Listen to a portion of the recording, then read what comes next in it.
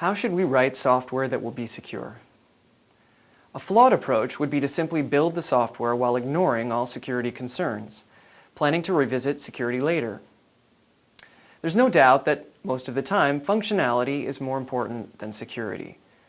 We are writing software for a purpose, and we want the software's design to serve that purpose effectively, using efficient code, a nice user interface, and so on. But ignoring security at first means that security does not receive the attention that it should. And when the ship date arrives for our software, it shouldn't be surprising if the software has important vulnerabilities still in it. Therefore, a better approach is to build security in right from the start. We want to incorporate security-minded thinking throughout the development process. As such, we can avoid missing important security requirements or making critical mistakes in the software's design when the relevant development activities are underway. That way, we won't discover problems at the end when they can be very hard to fix. In this unit, we'll step back and look at the software development process as a whole. Since there are many processes in use today, from the traditional waterfall model to agile methods to combinations in between, we will focus on 4 common phases or activities that appear in all of them. The requirements phase involves determining what the software should do and not do. The design phase looks at how to structure the system to meet these requirements. The implementation phase involves actually writing code to implement the design. And the testing or assurance phase involves checking that the implementation actually does what it's supposed to. These phases reoccur in various guises throughout development. For example, they apply to the system as a whole, and they apply to individual components. They may be reapplied as the system evolves. So, where does security-minded thinking, or said more actively, security engineering, fit in? Well, all of these phases, of course. Throughout this unit, we'll look at several activities aimed at building secure software. During the requirements phase, we must consider security requirements that are specific to our security goals. To help, we should aim to develop abuse cases that indicate potential security problems the software could experience. These abuse cases are informed by architectural risk analysis, which explicitly models the threats an attacker poses to a system and considers the various ways, under that model, the attacker could try to compromise security. With the security requirements and risks identified, we can conduct a security-oriented design of the system, applying various tried and true principles and rules for securing that system. Once we have implemented some or part of this design, we can use code review, ideally automated tools involved in that review, to try to find coding defects that could compromise security. We must also conduct a test plan, which considers the risk of attack and makes sure that a system can defend against the most likely or most costly attacks. Finally, once the system or particular components of it is fully constructed, we can make sure that it is secure end-to-end. Penetration testing looks at a system as an adversary would and makes sure that the system really does resist attack as we expect it to. Note that in this course, we're focusing on a system's software. But we should note that the hardware is also an important element of the design with respect to security. Software's strength is that it is malleable and easily changed. As such, last-minute changes to design and future improvements are easily accommodated. But this malleability creates a broader surface for attack. Hardware, on the other hand, is very efficient, but it's also very rigidly defined. The cost of fabrication is such that it is simply not cost-effective to make changes too often. But this rigidity is arguably good for security. Hardware is often very carefully vetted, since mistakes are so expensive to correct. And as such, security issues occur less often. This immutability of the hardware also makes the hardware harder to attack. In fact, hardware security advantages are such that security features are starting to show up in hardware more often.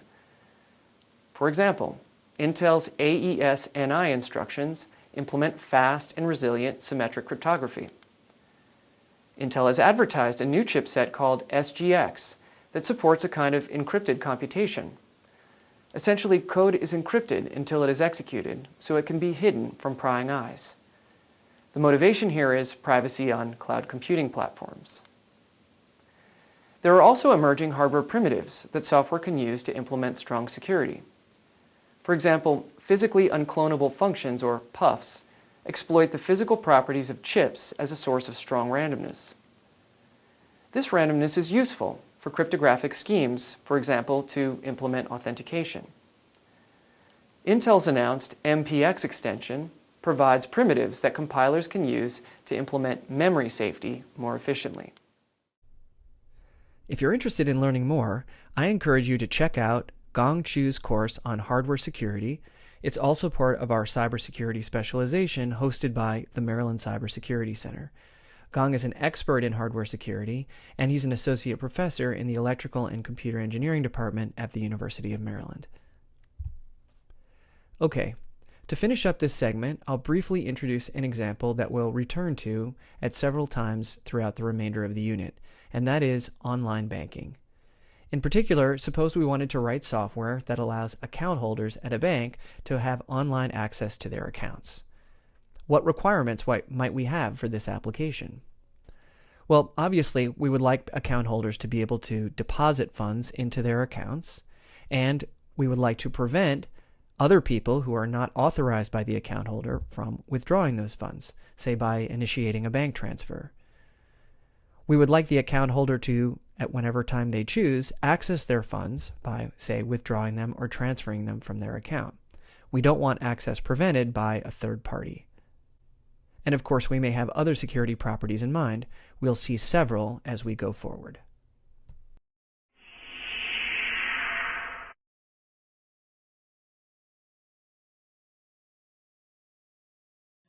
To decide how to secure your software, you have to understand what kind of adversary you're securing it against. To do so, you should make an explicit threat model for the system. A threat model defines the adversary's assumed powers in terms of how they could be used to attack your system.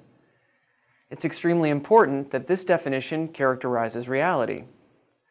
Otherwise, you may needlessly defend against attacks that are unlikely to happen, or you'll fail to defend against those attacks that will. A threat model is thus critically important because it makes plain what you are up against. Even if the idea of an attacker is vague, you can undoubtedly do some things to secure your system, but you are unlikely to put together a coherent defense. Making the attacking threat explicit makes it far more likely that you'll have all of your defenses aligned to a common purpose. All of this is part of architectural risk analysis, which is the process of assessing the risk of a security failure based on the likelihood and cost of various attacks, and doing what you can to minimize that risk. So now let's consider a few example threat models. The first and simplest is that of a network user. A network user is an anonymous user that can connect to the service via a network. What happens if such a user were malicious, that is, an attacker? Well, the user could measure the size and timing of requests and responses to and from the service. The user could run parallel sessions, for example, masquerading as multiple users and interleaving their messages in various ways. The attacker could provide malformed inputs or malformed messages. And the attacker could drop or send extra messages. Such an attacker, simply a network user, can perpetrate many attacks that we have seen so far, including SQL injection, cross-site scripting, cross-site request forgery, buffer overruns, perhaps by using return-oriented programming payloads, and many others. The second sort of attacker that we'll look at is the snooping user. This is an internet user on the same network as other users of some service. For example, someone connected to an unencrypted Wi-Fi network at a coffee shop. Such a user has the same capabilities as a network user, but in addition can read or measure others' messages, intercept, duplicate, and modify those messages, and as a result, formulate the following attacks. Such an attacker could hijack another user's session by reading the session key out of their communications and then using it. The attacker could also violate privacy by reading unencrypted information that's exchanged between that user and the service. The attacker may even be able to learn something from encrypted communications by inferring properties based on the size or frequency of messages. Finally, the attacker may be able to deny service by, for example, intercepting messages from a user but then throwing them away rather than delivering them to the service as intended. As a final example threat model, let's consider the co-located user. This is an internet user on the same machine as other users of some service. This could happen by having malware installed on a user's machine, for example. Such a co-located user can, in addition to all of the capabilities we've already seen, read or write the user's files, for example, reading cookies or writing those cookies, and even read memory. The attacker may be able to snoop key presses and other events.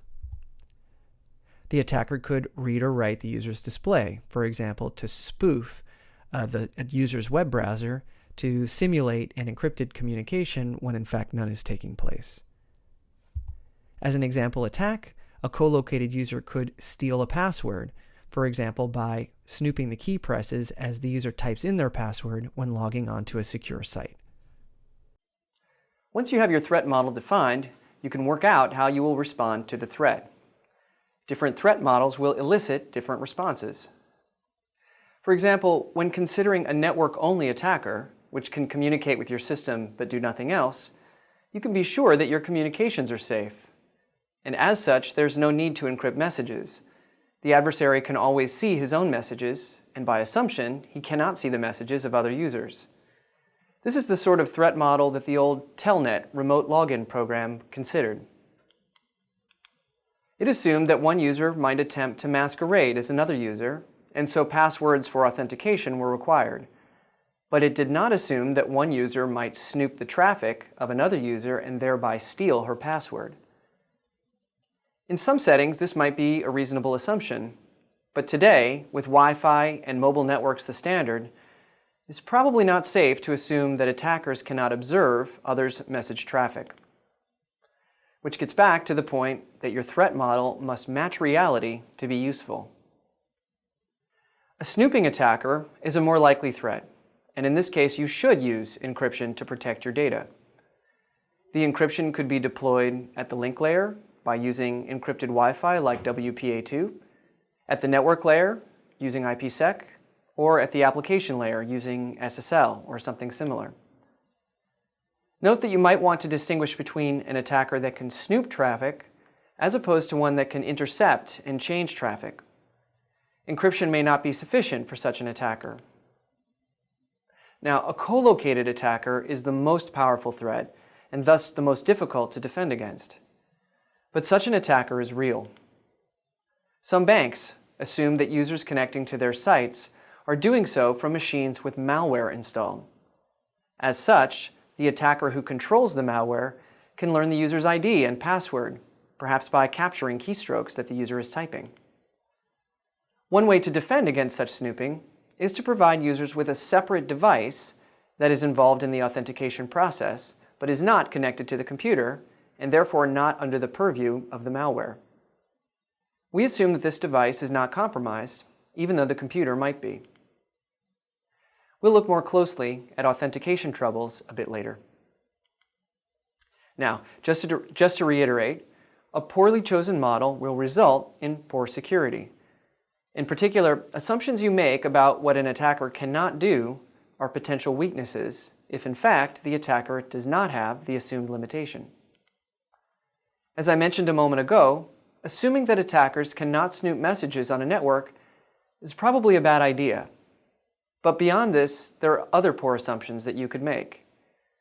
For example, people mistakenly think that cryptography hides communications as if they were being carried by a pipe that completely hides its contents.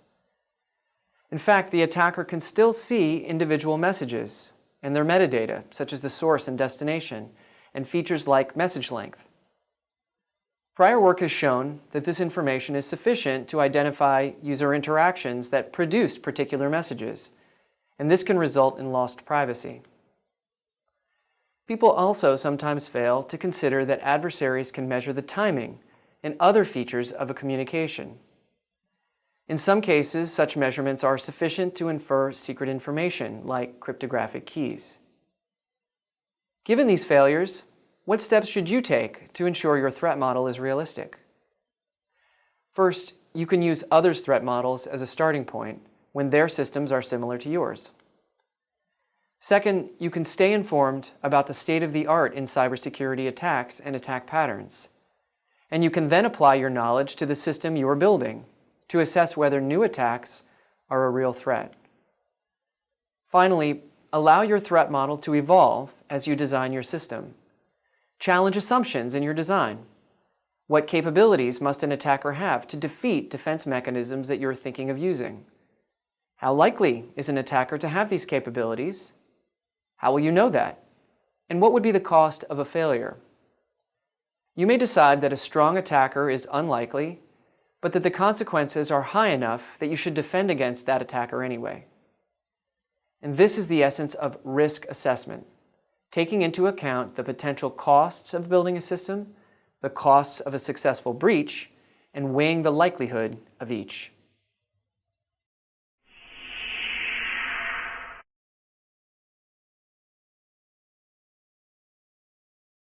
When considering the overall requirements for the software that we want to build, we must also consider its security requirements. Normal software requirements are about what the software should do. Security requirements outline the security expectations of the software's operation, and these come in two flavors. First, there are the security-related goals or policies. For example, a policy for our online bank application might be that one user's bank account balance should be private. That is, no other user should be able to figure out what it is without proper authorization. Second, we may have requirements concerning the mechanisms we use to enforce security. For example, we may require that for password-based authentication, passwords must be strong, and the database storing those passwords must not be accessible to any program other than the authenticating login program. Now let's dig a little deeper and explore different sorts of policies and mechanisms a designer might employ. There are three classic types of policy: confidentiality policies, integrity policies, and availability policies. Confidentiality policies are sometimes further broken down into privacy and anonymity requirements. Required security mechanisms often address three sorts of activities: authentication, authorization, and auditability. Let's look at each of these elements more closely. First, we'll consider the three kinds of security policy, beginning with privacy and confidentiality. Privacy and confidentiality are ensured when sensitive information is not leaked to unauthorized parties. We typically refer to this property as privacy for individuals and confidentiality for data. Sometimes we also refer to it as secrecy. As an example, for our online bank, the bank account status, which includes the bank account balance, should only be known to the account owner and not to any other parties. A violation of privacy or confidentiality could occur directly or could occur via a side channel. For example, it might be possible to manipulate the system to directly display Bob's bank account balance to Alice and thereby violate the policy. But it might also be possible to learn that Bob has an account at the bank because there is a shorter delay on login failure. That is, a poorly designed login system might take a long time to go through the database to find whether or not a user has an account. On the other hand, if the user does have an account, the returned login failure may occur more quickly. Another sort of confidentiality policy is anonymity. This is a specific kind of privacy. As an example, we could say that non-account holders should be able to browse the bank informational site without being tracked and having their identity compromised by the bank or advertisers that the bank works with. In this case, the adversary is not users outside the banking system itself, but instead the bank and maybe third-party advertisers. In the other examples, we considered the account holders or malicious third parties as the adversaries.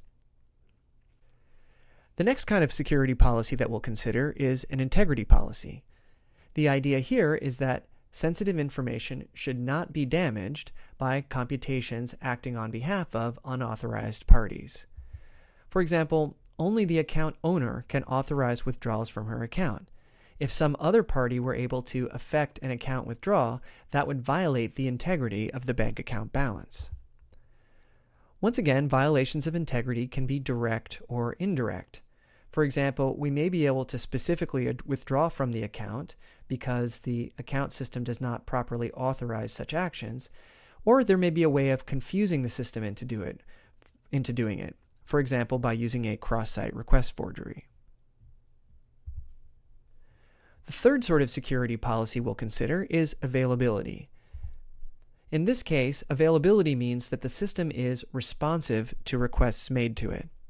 For example, we may want a user to always be able to access her account balance for queries and withdrawals. We do not, on the other hand, want a denial of service to be able to take place. In this case, an attacker is able to overwhelm a site with useless requests and thereby prevent the site from servicing the reasonable ones. Another way of having a denial of service attack is simply to cut off access via the network to the site. Once we've defined the security policies we have in mind for an application, we have to think about how we're going to enforce those policies. Leslie Lamport defined the gold standard as the three sorts of mechanisms often provided by a system to perform this sort of enforcement. These mechanisms include authentication, authorization, and audit. And of course, gold comes from the first two letters of each of these actions, AU, from the periodic table. The gold standard is both a requirement and a kind of design. In particular, the sorts of policies that you are considering may determine what sort of authorization mechanism you need to use. For example, if you're using user versus user policies like in our online banking system, we need to have an authentication and authorization mechanism that distinguishes the actions of different users. The kinds of users that we consider may determine how we authenticate them.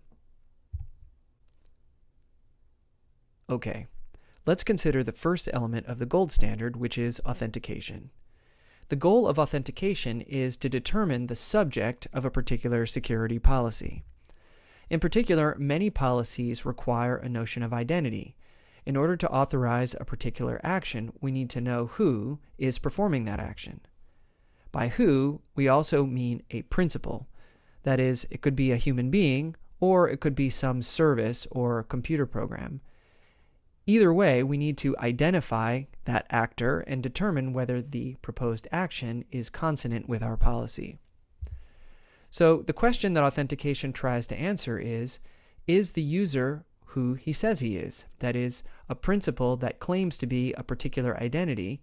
Can we tell whether or not that claim is true? We might do this in several ways. First of all, we might try to see whether the claimed user knows something that only the real user would know. This is the theory behind passwords.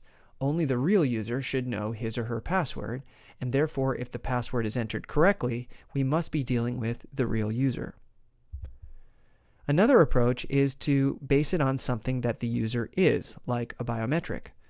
So for a human user, we might check a retinal scan or a fingerprint. Another idea is to base authentication on something the user has, like a smartphone. We might assume that a particular smartphone phone number is only in the possession of a particular user, and therefore communication via that phone will be to that user. Authentication mechanisms that employ more than one of these factors are called multi-factor authentication mechanisms, or MFAs. As a common example, a bank may employ passwords as a first factor and then send a text of a special code to a user's smartphone, asking the user to enter that code before authentication is complete. The next element of the gold standard is authorization. Authorization defines when a principal may perform a particular action. For example, Bob is authorized to access his own account, but he is not authorized to access Alice's account. There are a wide variety of security policies that involve some sort of authorization. For example, the policy we just saw is a user-based access control policy. That is, access is defined in terms of the users performing particular actions, like Alice or Bob. Access control policies could also be role-based. For example, a bank teller or a bank manager may be allowed to perform certain things, and different individuals may at different times fulfill that role. Policies could even be originator-based. For example, Bob could originate a policy that allows Alice to withdraw a fixed amount of money from his account. The final element of the gold standard is audit. The idea here is to retain enough information to be able to determine the circumstances of a breach or misbehavior, or to establish that a breach or misbehavior did not in fact occur. Such information is often stored in log files. In order to be trustworthy, we must protect these files from tampering.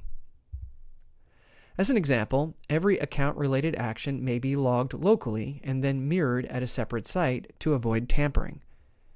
These logs could be used, for example, to confirm or refute a claim that Bob might make that a withdrawal took place from his account. How should you determine what your security requirements are? There could be many processes that you could employ. First, forces external to your particular project may come into play. There may be laws or regulations governing applications of the kind that you are setting out to write. For example, if you are writing an online health record database for use in the US, you must consider the privacy requirements mandated by HIPAA, the Health Insurance Portability and Accountability Act. Or if you're writing a financial management application, you may need to consider the implications of Sarbanes-Oxley, also known as SOX. You may also be encouraged to implement security requirements in line with your organization's values. For example, if you work at a consumer advocacy organization, you might have a strong inclination to protect user privacy. Security policy requirements might also arise from the exercise of threat modeling and architectural risk analysis. After considering the likely adversaries and their goals and capabilities, you might identify resources that you should protect. You might also draw insight from prior attacks that you have observed or experienced to know more about what resources are security relevant and how they might be compromised, and thereby define policies or mechanisms aimed at thwarting potential attacks. A particularly fruitful activity can be the design of abuse cases. In traditional software engineering processes, use cases are stories describing how software or software features can be used. As such, they illustrate functional requirements. Abuse cases, on the other hand, illustrate security requirements. In particular, they identify things that a software system should not do. Considering our online bank application once again, an example use case might be that the system allows bank managers to modify an account's interest rate.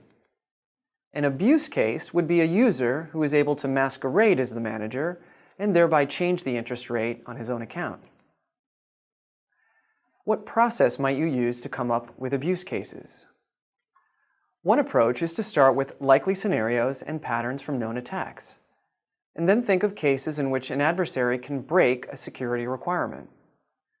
An adversary's power is determined by the threat model, and the violation of the requirement could be due to a failure of an assumed security mechanism. For example, suppose we are assuming a co-located attacker. Then an abuse case might be that the attacker steals the password file, which is within his capabilities as being co-located, and thereby learns all of the passwords. He might be able to do this because the password file is unencrypted. Another abuse case might be a snooping attacker that is able to capture a user's message and then replay it. If the banking application cannot tell replayed messages from the originals, then the replay might have negative consequences. For example, it could affect a repeated transfer of funds from an account. Such replayed messages might be prevented by including a nonce or other unique identifier in the message.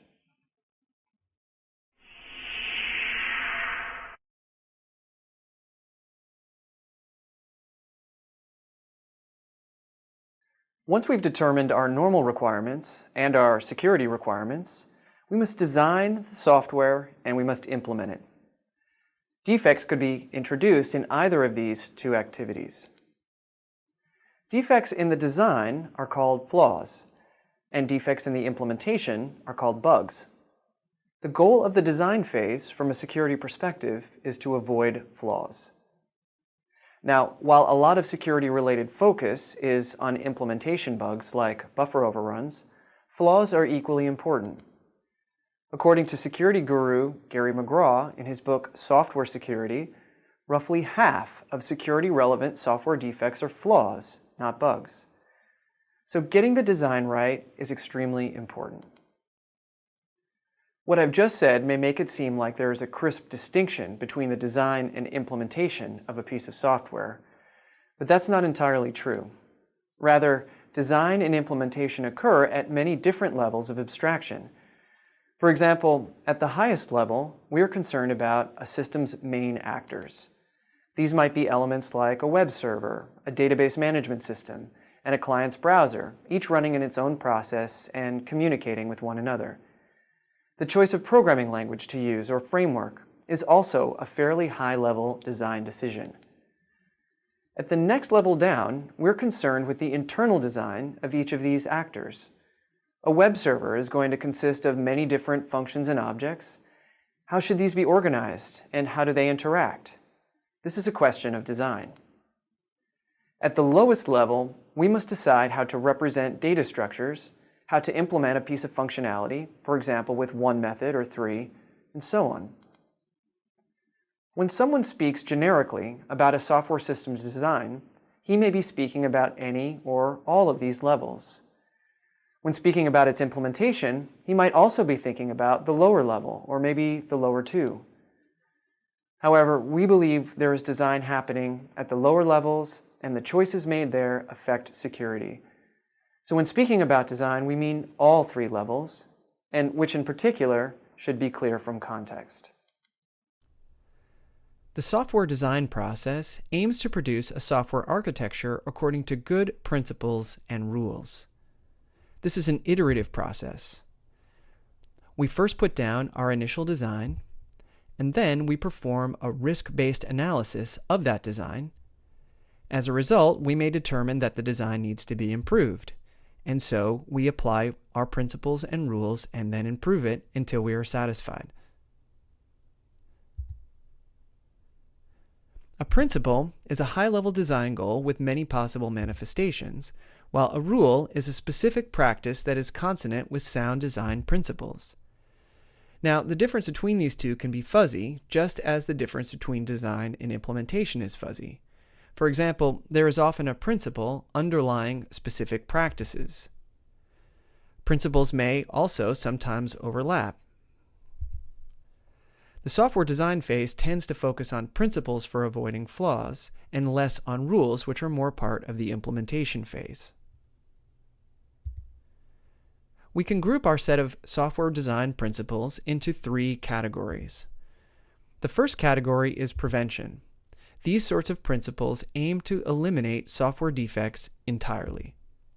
For example, the Heartbleed bug would have been prevented by using a type-safe language like Java, which prevents outright buffer overflows. The second category of principle is mitigation. These principles aim to reduce the harm from exploitation of unknown defects. That is, we can assume that some defects will escape our elimination during the implementation phase, but if we design our software in the right way, we may make it harder for an adversary to exploit these defects in a way that's profitable to him. As an example, we could run each browser tab in a separate process, so that exploitation of one tab does not yield access to data that is stored in another tab because it is isolated by the process mechanism.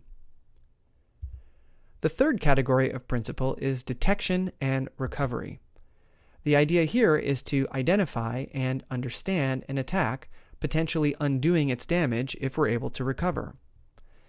As an example, we can perform monitoring of the execution of our program to try to decide whether an attack has taken place or might be in the process of taking place. And we could perform snapshotting of various stages of our software's execution in order to revert to a snapshot if we discover later that an attack has corrupted our system. So now, without further ado, here are the core principles we have identified for constructing secure software. First, favor simplicity, and in particular, use fail-safe defaults and do not expect expert users.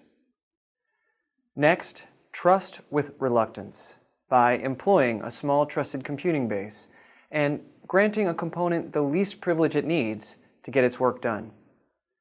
Ensuring least privilege may involve promoting privacy and compartmentalizing components. Next, defend in depth, avoiding reliance on only one kind of defense. The word depth also means depth of attention by employing community resources such as hardened code and vetted designs. Finally, monitor and trace to be able to detect and diagnose breaches. Our principles are strongly influenced by a set of principles put forth way back in 1975 by Jerome Salzer and Michael Schroeder in their paper, Protection of Information in Computer Systems. It's amazing to see how well these principles have kept up, despite systems, languages, applications, all being very different today compared to what they were in 1975. Here are the principles suggested in Section 1 of the Salzer and Schroeder paper, where those in green are identified as principles and those in blue were considered by the authors as relevant but imperfect in their application to computer systems. Comparing our principles to the classic ones, there is substantial overlap. Some of the classic principles have been regrouped or renamed, and some expanded in scope. We have added monitoring in support of forensics because successful attacks are inevitable, and you need a way to diagnose and improve on past failures. Salzer and Schroeder may have been also concerned about this, but in their paper were more focused on prevention. Finally, I have dropped their principle of complete mediation, which states simply that all security-relevant actions must be mediated if policies on them are to be enforced. I don't think of this as a design principle because all designs that lack it are insecure by definition. In that sense, it is a requirement, not a principle. By comparison, a design could lack all of the other principles and still be secure, but achieving security with such a design would be very difficult and would be very hard to maintain. Okay, next we will dig into these different design principles organized by category and starting with favor simplicity.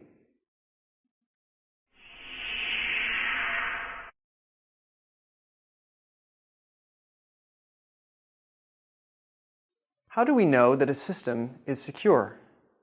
Well, we must understand its behavior in the settings and environments it was designed to operate in. Our first design principle aims to help this understanding. In particular, we want to keep the system as simple as it possibly can be. Ideally, it can be so simple it's obviously correct. The goal of simplicity applies to all aspects of the system, from the external interface to the internal design and to the code.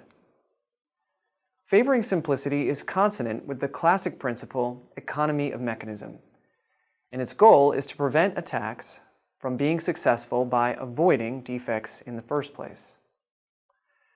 Security expert Bruce Schneier described the principle of favored simplicity very well when he said, "We've seen security bugs in almost everything: operating systems, application programs, network hardware and software, and security products themselves. This is a direct result of complexity of these systems. The more complex a system is, the more options it has, the more functionality it has, the more interfaces it has, the more interactions it has, and the harder it is to analyze its security. One way to favor simplicity is to use fail-safe defaults. Some configuration or usage choices affect a system's security, like the length of cryptographic keys, or the choice of a password, or which inputs are deemed valid. When building a system with security in mind, the default choice for these different configurations should be the secure one. For example, the default key length when a user is asked to choose a key length should be the best known secure key length of that time. For example, today, 2048-bit RSA keys are what's recommended. Default passwords should not be allowed. Many systems are penetrated because administrators fail to change the default password. That password is published in publicly available manuals, and therefore adversaries are able to learn it, guess, and penetrate the system. By instead making it so that it's impossible to run a system with a default password, but instead the system must be assigned one by the user, this sort of attack no longer is possible. Also, favoring whitelisting over blacklisting is a more fail-safe default. In particular, we list things we know for sure are secure and by default do not trust everything else, as opposed to list the things we know are insecure and assume everything else is secure, which inevitably it isn't. As a recent example of a failure to apply a fail-safe default, consider the recent breach of healthcare.gov. In this case, it was possible because the server was connected to the internet with the default password still enabled. Another recent incident where a fail-safe default could have played a role was the breach of Home Depot, in which tens of millions of credit card records were eventually stolen. John Pescator, a cybersecurity expert, suggests that application whitelisting technology would have prevented the attack. Whitelisting is a technology that prevents applications from running unless they are included in the whitelist. Now, while people have complained that whitelisting is impractical for client-side machines like user laptops, whitelisting on servers and single-function appliances has proven to cause near zero business or IT administration disruption, and therefore there's no good excuse for not employing it. Another principle that favors simplicity is to not expect expert users. Instead, software designers should consider how the mindset and abilities of the least sophisticated of a system's users might affect that system's security. One clear goal is to favor simple user interfaces, to make it easier for users to do the right thing and hard for them to do something that could compromise security. For example, in a user interface, the natural or obvious choice should be the secure choice. Even better, you could avoid choices entirely, if possible, when it comes to security. Another good idea is to not have users make frequent security decisions. Otherwise, they may succumb to user fatigue and just click yes, yes, yes, allowing insecure activities to take place. Finally, it might be a good idea to design interfaces that help users explore the ramifications of their choices. For example, if they set a certain access control policy for accessing their personal information on a social networking site, it would be useful to allow them to see their data from the point of view of other users on the site adhering to the policy. For example, to see how the public might view the data as opposed to a close friend.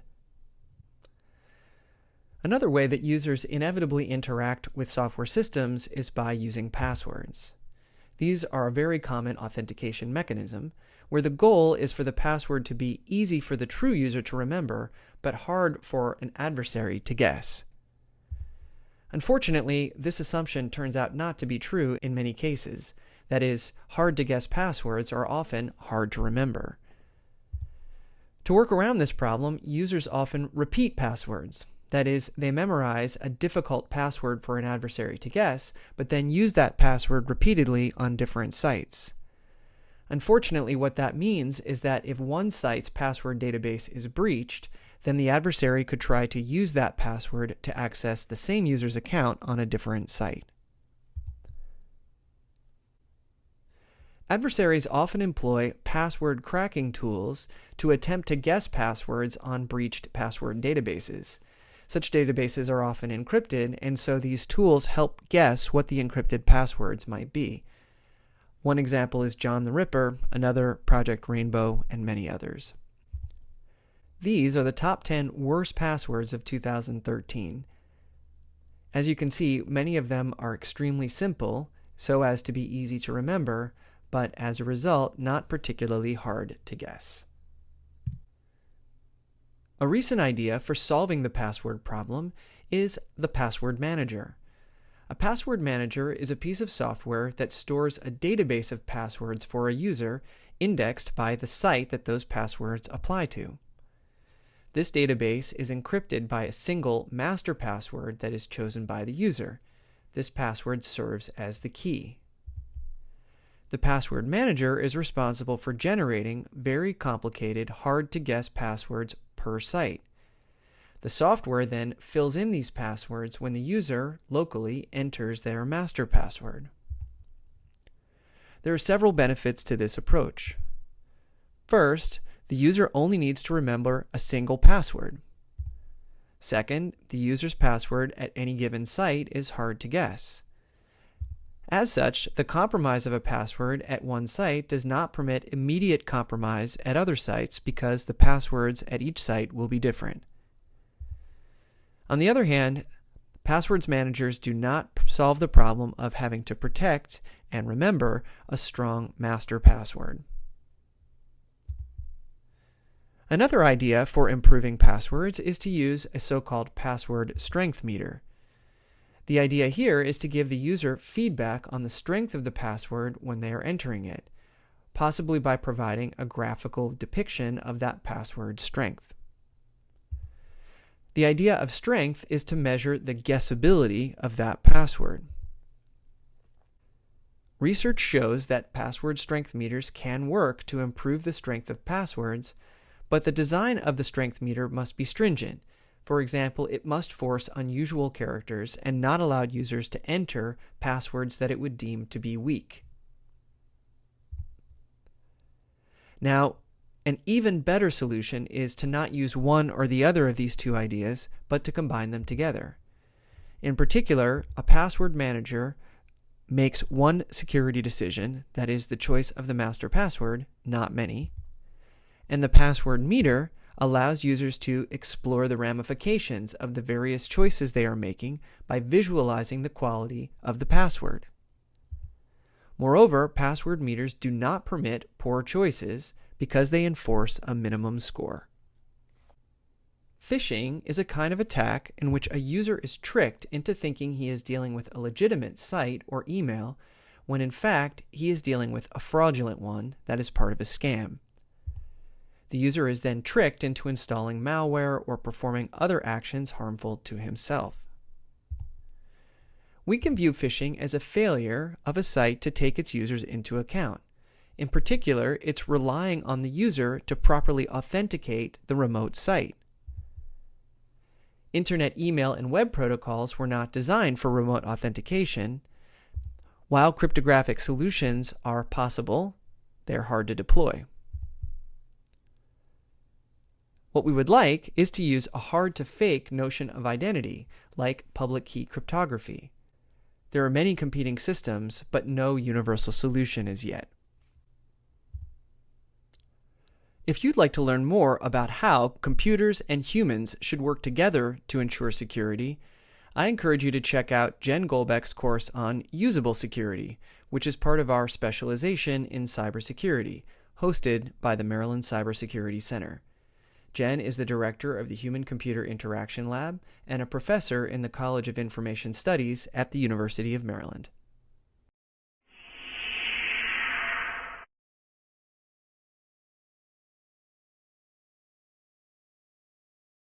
The next category of secure design principles that we will consider is trust with reluctance. A system is constructed from many parts, and the security of the whole system thus depends on the security of each part. The parts are trusted to varying degrees. And as such, we can improve the security of the overall system by reducing the amount of trust placed in its various parts. And there are several ways to do this. First, we could use a better design. Second, we could implement functions more safely, for example, by using a type-safe language. Third, we could avoid assumptions on which we base our trust. For example, we could avoid the assumption that the third-party libraries we use are actually correct. And instead, we could perform some of our own testing and validation, code review, to ensure correctness and thus establish trust in those libraries. As another example, we could avoid designing or implementing security-critical features that require expertise that we don't necessarily have. A key mistake made by many system builders is to attempt to design or implement cryptography from scratch, something that it turns out is very hard to get right. The principle of trusting with reluctance, when followed, can help prevent security problems and can mitigate problems that might otherwise arise. One secure design principle that follows the idea of trusting with reluctance is to maintain a small, trusted computing base. The trusted computing base comprises the system components that must work in order for the system to behave securely. As an example, modern operating systems are often part of the trusted computing base because they enforce security policies like access control policies on files. When you have a multi-user system and your files indicate which users are allowed to read and write the file, it is the responsibility of the operating system to enforce those policies. Now, we would like to keep the trusted computing base small and simple to reduce its overall susceptibility to compromise. The idea is that a small, simple trusted computing base is easy for a human analyst to reason about and argue that it is correct. It should also be easier for an automated tool to establish that the trusted computing base is correct. Unfortunately, today, operating system kernels, returning to our example, are not small and simple. Instead, they are often millions of lines of code. Usually the reason is that by keeping all of these different disparate components together in the kernel, we can have higher performance. But we increase the attack surface of the kernel and therefore increase the risk of compromise. For example, a buggy device driver could be exploited and thereby give the attacker access to the entire kernel. The kernel's trusted computing base, that is, the parts enforcing security policies, could therefore be subverted by the attack via the device driver. An alternative design is to minimize the size of the kernel so as to reduce the trusted computing base. For example, device drivers could be moved outside of the kernel, and therefore a compromise of one of these drivers does not compromise the portion of functionality that enforces security policies. This sort of design is advocated by microkernel architectures, which were popular in the 90s and are regaining popularity today. As another example of a failure to follow the principle of a small trusted computing base, consider security software. This software is obviously part of the trusted computing base because it is used by the system to enforce security. In other words, to make sure the system is free of viruses or worms and the like. Unfortunately, over time, this software has grown in size and complexity and has now become vulnerable itself and is frequently attacked. This chart, put together by DARPA, shows that 6 of the vulnerabilities reported in August and July of 2010 were in fact in security software. Now let's consider another principle that follows the idea of trusting with reluctance, and that is the principle of least privilege. This principle states that we should not give a part of the system more privileges than it absolutely needs in order to do its job. This is similar to the idea of need to know, not telling someone a secret unless they really need to know it. And the motivation is the same. We want to mitigate any effects of compromise. If a component is compromised by an adversary, we want its capabilities to be limited so that the adversary's power is also limited. As an example, consider the idea of attenuating delegations to other components in the design of a system. For example, a mail program might delegate to an editor for authoring emails. This editor could be VI or Emacs, which are both very powerful editors. and both very desired by users. Unfortunately, these two editors and others permit too much power. For example, they permit escaping to a command shell to run arbitrary programs. This is too much privilege for an email program, because if we gave an untrusted user access to the email program, they could author an email and then use the delegated email editor to execute arbitrary shell commands. A better design is to use a restricted editor that only allows the user to perform the functions that are absolutely necessary to author emails. An important lesson here is that trust is transitive.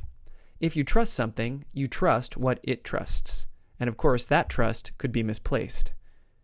In our previous email client example, the mailer delegates to an arbitrary editor, and that editor permits running arbitrary code by delegating to a shell. Hence, the mailer permits running arbitrary code. This is probably not what we had in mind. The rule that implements the principle of least privilege is input validation. The idea here is to only trust inputs that we have properly validated. That is, we don't want to trust any input. Instead, we want to establish trust in that input by making sure that it follows an assumed format. In short, we're trusting a subsystem only under certain circumstances, and we want to validate that those circumstances hold. So we have seen several examples of this so far. We can trust a given function only if the range of its parameters is limited, for example, to be within the length of a buffer. Or we could trust input taken from a client form field on a web page only if it contains no script tags and therefore is not subject to cross-site scripting. We could trust a YAML encoded string, but only if it contains no code. So by validating the input, we are limiting the influence of that input and thereby reducing the privilege that we are replacing in the components that process it. Another secure design principle that aims to trust with reluctance is promote privacy. Broadly speaking, a manifestation of this principle is to restrict the flow of sensitive information throughout the system as much as possible. Basically, the idea is that only those components that have access to sensitive information can possibly disclose it, and therefore by limiting access, we reduced the trust in the overall system because we don't have to trust as many components. As a result, we are mitigating the potential downside of an attack because fewer components that could be compromised will be able to disclose that sensitive information. As one example of this principle in action, consider a student admission system that receives sensitive letters of recommendation for those students as PDF files from recommenders. A typical design would allow reviewers of student applications to download recommendation files for viewing onto their local computers. The problem with this design is that compromise of the local computer will then leak private information contained in the PDF files. A better design is to then permit viewing a PDF only in the browser as opposed to downloading it to the local computer. As a result, if that local computer is compromised, no sensitive data is available for access by the attacker. The last design principle that we'll consider that has the flavor of trust with reluctance is compartmentalization. This design principle suggests that we should isolate system components in a compartment or sandbox and thereby reduce the privilege of those components by making certain interactions or operations impossible. In this way, we can prevent bad things, that is, those only enabled by the operations that we're not allowing, and we can mitigate the results of an attack by preventing the compromised code from doing anything beyond what the sandbox would allow. As an example, we might disconnect a student records database from the internet and grant access only to local operators. This compartmentalizes the student records database, therefore preventing attacks from the outside. Just as importantly, if a local operator attempted to compromise the database and exfiltrate the data, they would not be able to do that via the internet. Another example of a mechanism for compartmentalization is the seccomp system call in Linux. This system call enables us to build compartments for untrusted code. Seccomp was introduced in Linux in 2005. The way that it works is that the affected process can subsequently only perform a limited set of system calls: read, write, exit, and sigreturn.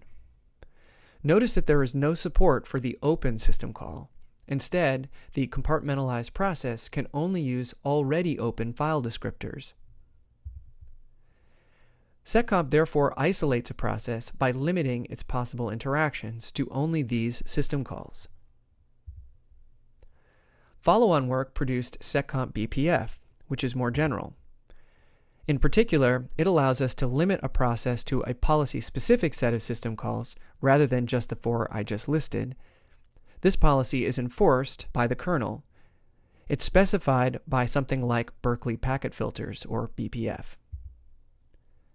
Seccomp BPF is used by Chrome, OpenSSH, VSFTPD, which is the very secure FTP daemon, and others. So let's look at how we might isolate Flash Player that aims to execute a file that we browse to on the internet. First, suppose we browse to a website that has a Shockwave file, which is a program that's going to be run by Flash Player. As usual, we'll save this file to the local machine. Next, we'll call fork to create a new process, and that process will open the file. Now this process is still running as Chrome, and so we must exec the process to now run as Flash Player instead. Now before the process can get much further, we call Seccomp BPF to compartmentalize it, limiting the system calls that it can perform. In particular, we do not allow it to open network connections, and we don't allow it to write files to disk. That way we can ensure that Flash, if compromised, will be limited in the damage that it can do.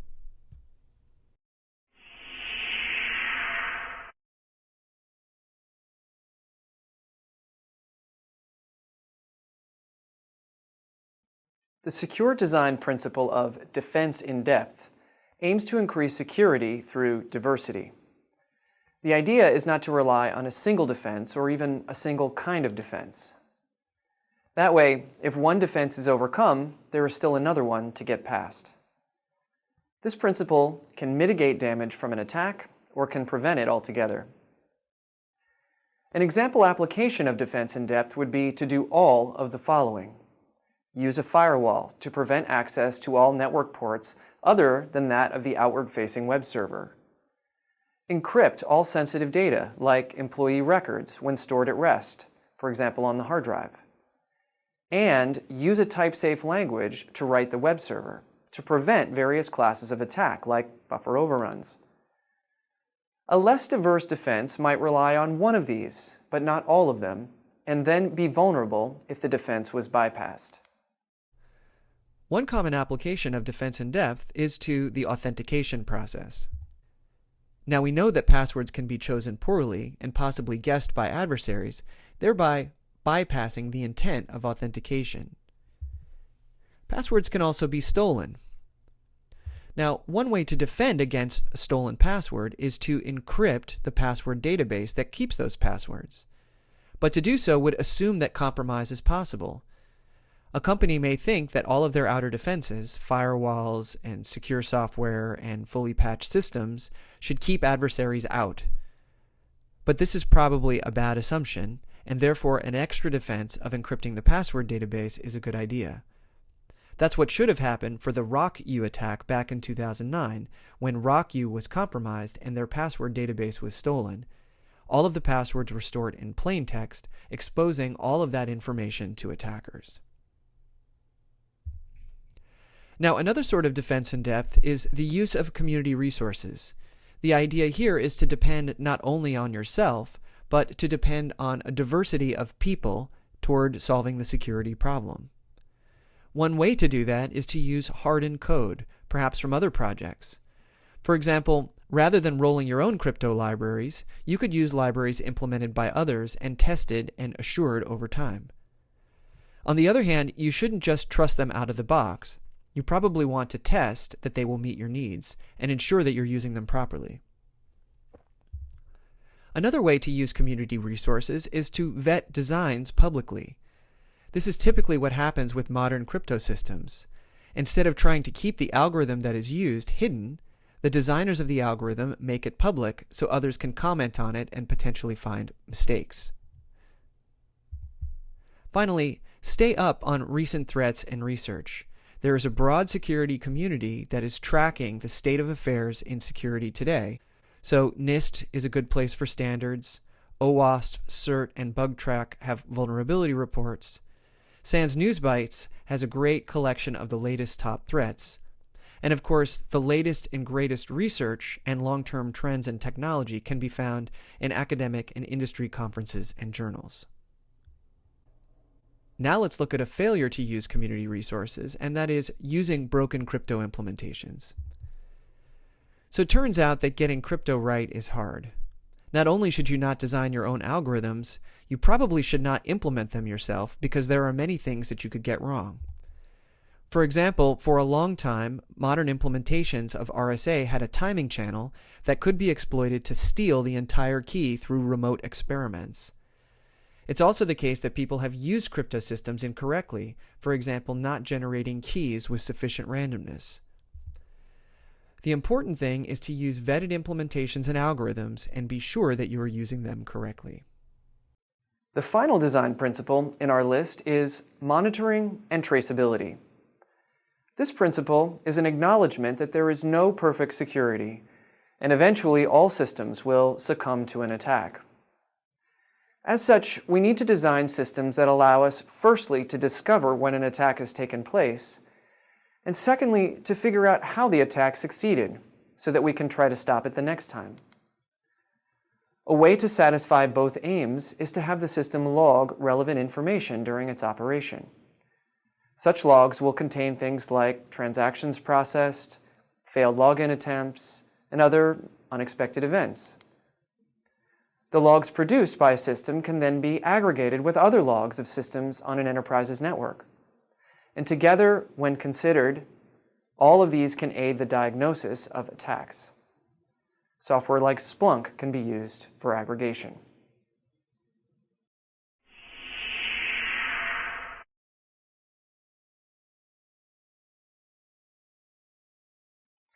We have looked at a bunch of principles and rules that aim to ensure good design.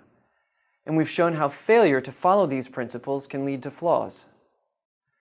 Recently, a group of security professionals in industry, research, and the government got together and formed the IEEE Center for Secure Design. Their goal was to focus more attention on secure design, to reduce the prevalence of security flaws. One of the first activities of the center has been to dig deep into the collective experience of its members and identify and categorize common and dangerous design flaws. And here is their top 10 list. Assume trust rather than explicitly give it or award it. Use an authentication mechanism that can be bypassed or tampered with. Authorize without considering sufficient context. Confuse data and control instructions and process control instructions from untrusted sources. Fail to validate data explicitly and comprehensively. Fail to use cryptography correctly. Fail to identify sensitive data and how to handle it. Ignore the users. Integrate external components without considering their attack surface. Rigidly constrain future changes to objects and actors. We have considered flaws already in many of these various categories. So now we'll spend a little time considering a few more. The first design failure we'll consider results in authentication bypass. As one example of this, consider clients that are coerced to accept invalid SSL certificates. What's going to happen here is that the client is failing to properly authenticate the server because of the poor certificate. Keep in mind that SSL encrypts a connection to prevent eavesdroppers from seeing the communication between a client and a server, but SSL also, by using certificates, ensures that a client is talking to the server it thinks it's talking to. In other words, am I really talking to my bank or a site pretending to be my bank? The certificate tells you that it's the former and not the latter. Now, if an invalid certificate is presented to a client, a web browser should present a warning. Now, we might wonder how many users will click through this warning, and that's a completely separate question of usability. However, we can also consider the case when the warning is not even shown, and this happens oftentimes with mobile applications that use SSL behind the scenes. That is, they get an invalid certificate and now need to take action. Well, the action they should take is to give the user the opportunity to accept the connection or not, or to take some remedial action. Unfortunately, it turns out, according to research by Fall et al., that many mobile applications fail to take any action and simply drop invalid certificates. This is because during development, those developers often turn off SSL certificate validation just to make it easier to test their applications. There's an important lesson here. Security is not a feature. We have to test not only what should happen, that you can connect to the correct bank, but we need to test what should not happen. That is, if a bank provides an invalid certificate, we should not connect to it. Now, as another example of a failure due to authentication bypass, consider authentication tokens with long timeouts. These motivate brute force attempts to steal session cookies. Recall the Twitter auth token failure that we discussed in the web security unit. On the other hand, making a timeout too short while improving security will irritate users, so we have to find a balance. In general, a way to avoid authentication bypass is to develop good abuse cases. Consider what happens if we violate the assumption of unique knowledge, like of a password, or unique possession, for example, of a key fob. How might an adversary learn a password, or spoof a biometric, or steal a session ID? Understanding these things help us build better defenses. The next design failure we'll consider is bad or wrong use of crypto. I'll repeat what I said earlier. Don't roll your own crypto, whether algorithms or implementations. Instead, use community resources, both on the design and implementation side, to get it right. Another failure is to assume that a crypto algorithm that you do use gives you something that it doesn't. Encryption may protect confidentiality, but it does not always protect integrity. For example, if you encrypt something, someone may be able to tamper with it and fool the party who decrypts it that you've said something that you didn't. Hashing, on the flip side, protects integrity, but not confidentiality. So you can be sure no one tampered with your data, but you can't be sure that they haven't seen what it contains. You also need to make sure that you use crypto properly. I've already mentioned once before generating keys with insufficient randomness. You might also fail to generate keys of sufficient size, making your algorithm, your ciphertext, subject to brute force attacks. You need to also make sure you protect the keys from compromise. For example, don't hard code them in binaries that your clients have access to. There's a lot to learn about cryptography, and we won't say much more about it in this course. But if you're interested, I recommend you check out Jonathan Katz's course on cryptography that's also part of the Coursera Cybersecurity Specialization being offered by the University of Maryland's Maryland Cybersecurity Center. The next design failure we'll consider is ignoring which data in your application is sensitive. Now, it should go without saying that you need to think carefully about the sources of data that you're manipulating in your application. Which of these require protection?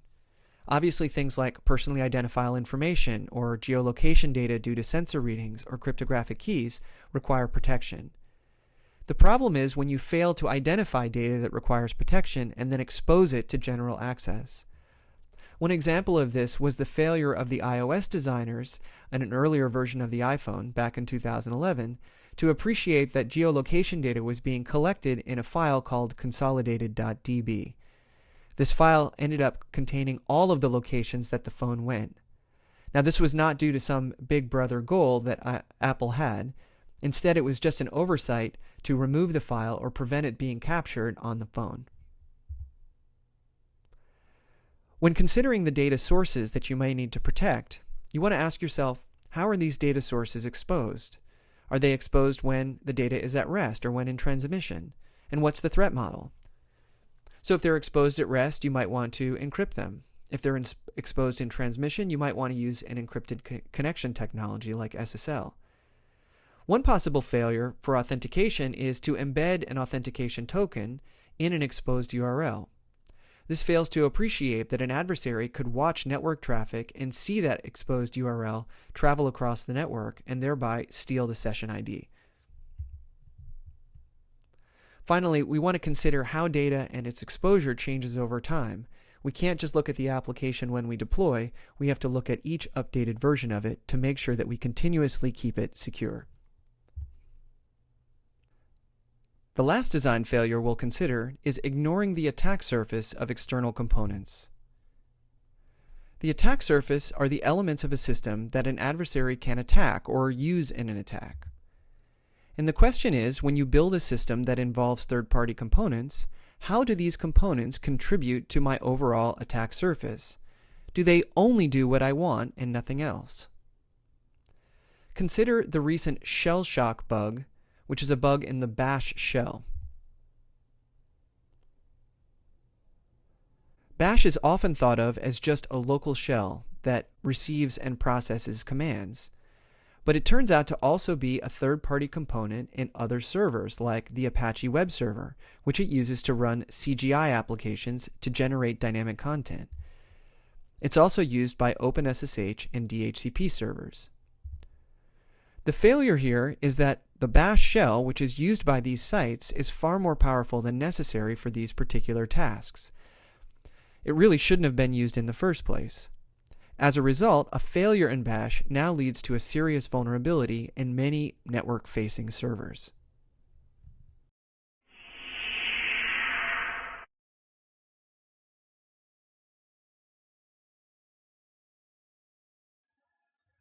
We're going to finish off this unit by looking closely at a program I think has been very well designed for security. It's called, appropriately enough, Very Secure FTPD. FTP stands for File Transfer Protocol. This is a protocol that was particularly popular prior to the rise of the World Wide Web, but you can still find FTP servers around today. It is used to allow clients to upload and download files to and from remote servers. In the 90s and early 2000s, there seemed to be a never-ending parade of compromises to FTP server software. VS-FTPD was written in response to this poor state of affairs. It is a very thoughtful design aimed to prevent and mitigate defects. At the same time, it aims to get good performance. For example, it's written in the C programming language rather than a higher level and type-safe language like Java. It's written and maintained by Chris Evans, and as far as I know, there has never been a recorded security breach against it. Let's start by considering the VS-FTPD threat model. First, we assume that clients are untrusted until they are authenticated. And once they are authenticated, they are granted a limited trust, that is, trust according to the user's file access control policy for those files being served by FTP, and of course all others should be inaccessible. The possible attack goals of an adversary are to steal or corrupt resources, for example, to download files that shouldn't be downloadable or to upload malware. Remote code injection to take over the server. The circumstances might be that a client attacks the server, or that a client attacks another client, trying to snoop information or to corrupt it. Alright, now let's look at some of the defenses employed by VS-FTPD's design. The first defense is the use of a secure string library. Here on the screen we see the code for implementing all strings that are used by VS-FTPD. The first element is the normal zero-terminated C string. The next element is the actual length of the string. That is, it's what you would get if you'd called strlen and the first element is well defined. That is, it actually has a zero terminator. The third is the size of the buffer that was returned by malloc. Now, of course, the length of the string might be far less than the length of the overall buffer, and so we need to track both of those, particularly when we consider being able to concatenate strings together. To use VS-FTPD secure strings, we simply need to replace all occurrences of where we would normally use a char star, that is the normal C string, with a struct mystr, And we would replace things like stir copy with the equivalent function stir underscore copy. Here we can see the stir underscore copy function is implemented by a call to a private function, private stir alloc memchunk. The private function takes the pdest, this is the mystir of the destination of the copy, and from the source it takes the original C string buffer, pbuff, as well as the declared length that that buff should have. Now let's look at the code for private stir alloc memchunk. We can see that this code implements a number of defensive checks for the protection of security.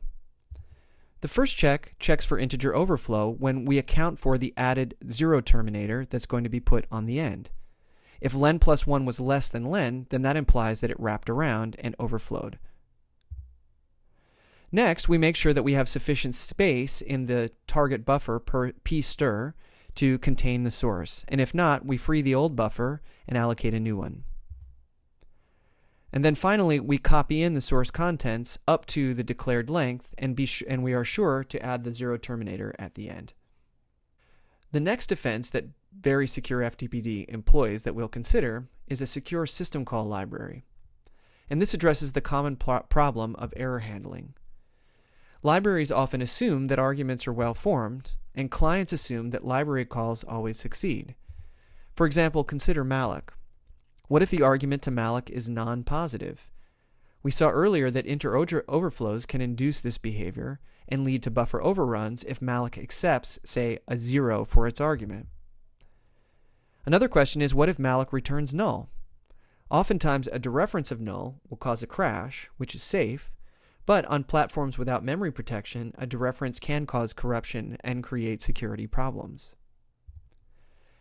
VSFTPD's solution to this problem is to wrap system calls and make sure that the error checking happens in the wrapper so that clients can't forget to do it.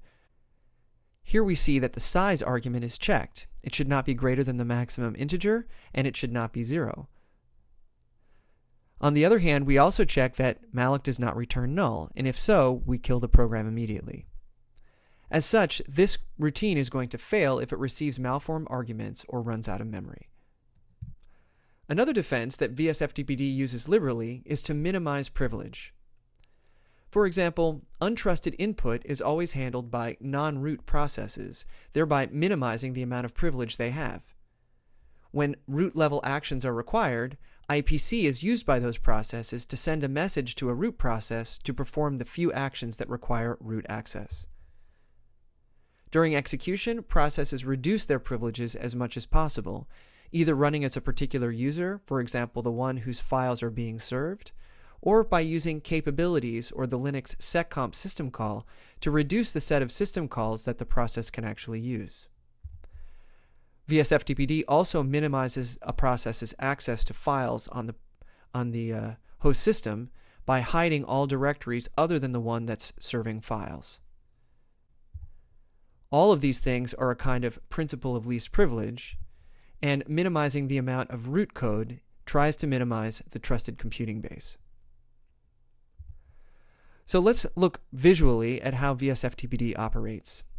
Here we have a server and a client. The client sends a TCP connection request to the server in an attempt to start an FTP session.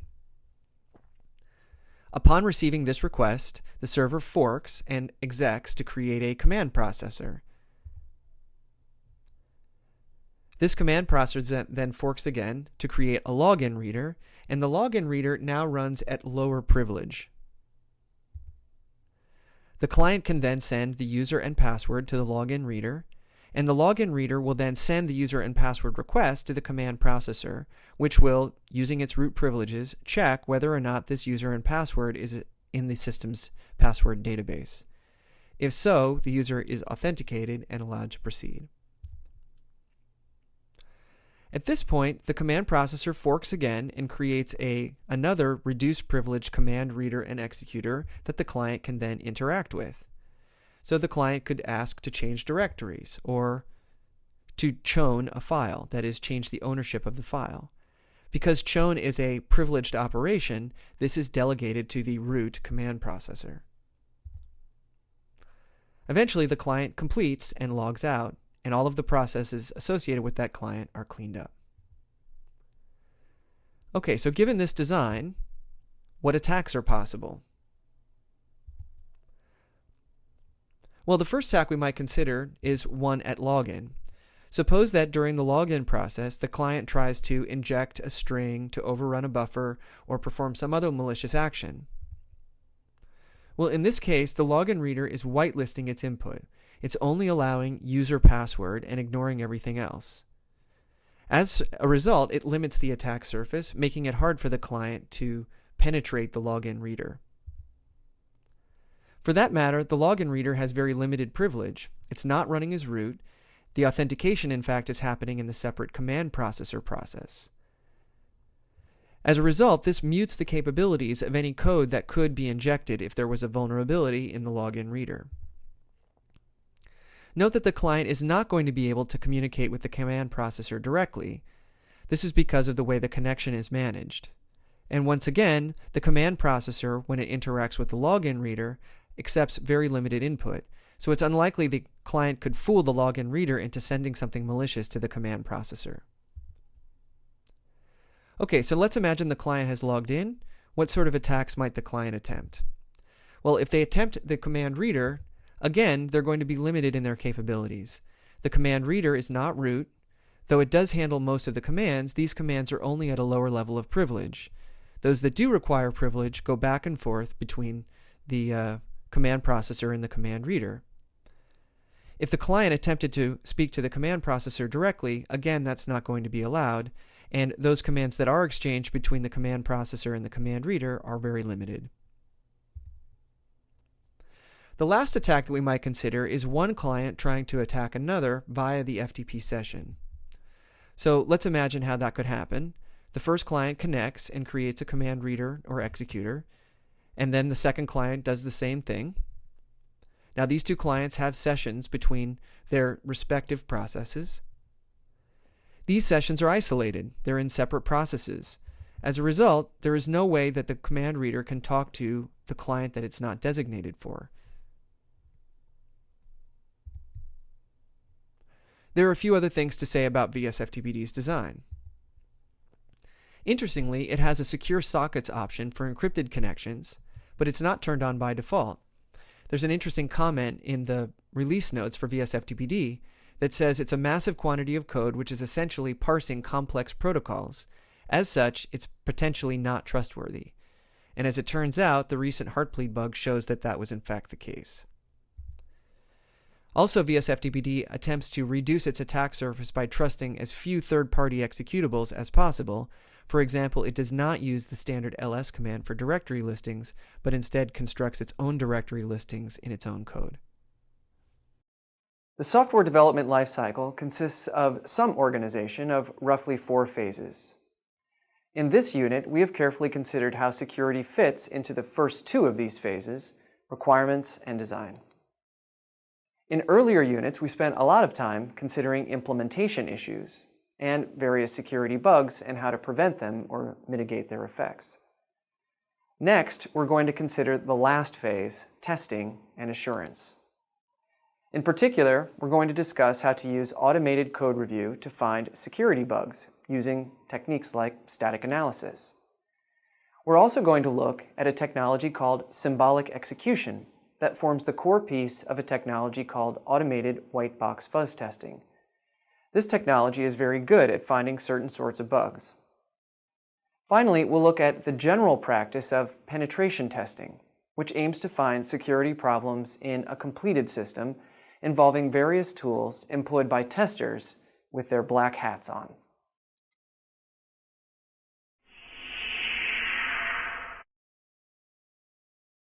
Okay, I'm very pleased to have Dr. Gary McGraw join me today to talk about software security. Gary is the Chief Technology Officer at Cigital Incorporated, which is a software security consulting firm that provides services to some of the world's best-known companies.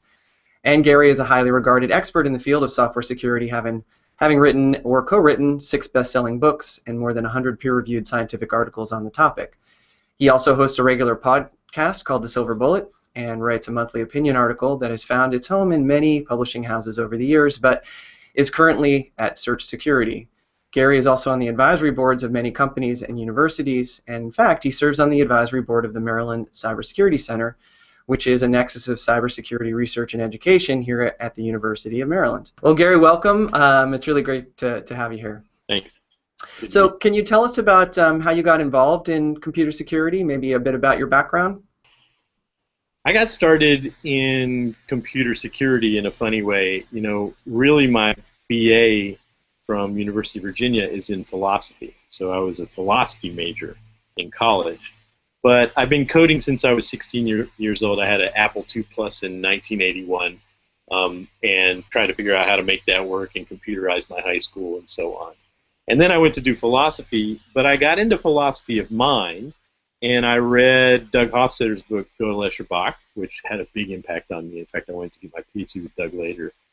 And I started thinking about computers and minds and brains and the relationship between these things. So I went to get a PhD in cognitive science and computer science, which I did at Indiana University. While I was there, of course, Indiana is a great place for programming languages, and just like you, I'm a huge programming languages aficionado. I guess that's because Dan Friedman was there, and Dan's so dang good at lambda calculus and scheme. So I'm actually a scheme weenie as well. And so I started thinking about those things, and then I went to do a startup at a company called Reliable Software Technologies. There were 6 people there at the time, and they'd just gotten a big DARPA grant to work on taking some software safety technology and applying it to computer security. And I got involved in that project, and it made me start thinking about computer security for the first time. Now, this was really 1995. And at the same time, Java came out. And of course, Java was a language, and there were people talking about Java is secure, blah, blah, blah. So my understanding of languages and this new field of computer security and all that stuff all came together, and we started breaking Java. I wrote that book, Java Security, with Ed Felton back in 1996. And then I guess after Java Security came out, started thinking, why is it that these amazing people, like Guy Steele, who's really one of the best languages people we've ever produced on the planet, or Bill Joy, who wrote Berkeley Unix all by himself, basically, screw these things up when it comes to security. And if you were somebody who was trying to build a system like that, like Java, where would you go to learn how to do this stuff right? And there really were 0 books on software security at the time. So I wrote Building Secure Software with John Viega in 2001, 13 years ago, believe it or not. And that's really where it all came from. That's how I got dragged kicking and screaming into computer security, and how I've come to be a software security guy. Actually, I was looking at your book recently, your 2001 book, and I'm amazed at how well it has aged. That maybe this is a sad state of affairs, but many of the things that you guys write about are still important issues that people need to worry about today. Yeah, even though that book, Building Secure Software, is 13 years old, we really wrote it as a philosophical treatise. So it had a lot to do with what the problem was, ways to approach the problem, what we should do about it. There was even a chapter on early approaches to static analysis, you may recall.